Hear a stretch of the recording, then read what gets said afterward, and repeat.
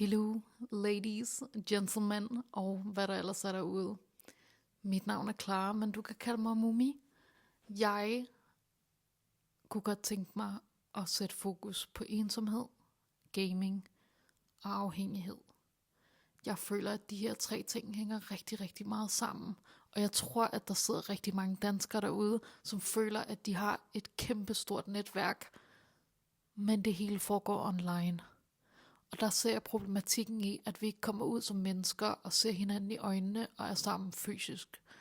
Så jeg starter Projekt Michiko. Projekt Michiko er nu i det meget tidlige stadie. Jeg er i gang med at skrive et oplæg omkring gaming, gambling og afhængighed og ensomhed. Fordi jeg mener, at de her ting hænger rigtig meget sammen. Og derfor kunne jeg godt tænke mig at høre fra dig. Oplever du at sidde ensom derhjemme, eller oplever du, at selvom du har et kæmpe netværk online, så har du egentlig ikke rigtig nogen venner i den virkelige verden? Så vær sød og kontakt mig. Fortæl mig din historie. Kontakt mig på mail eller andet. Over Instagram. Ja, jeg er til at få fat på. Jeg vil rigtig gerne høre din historie.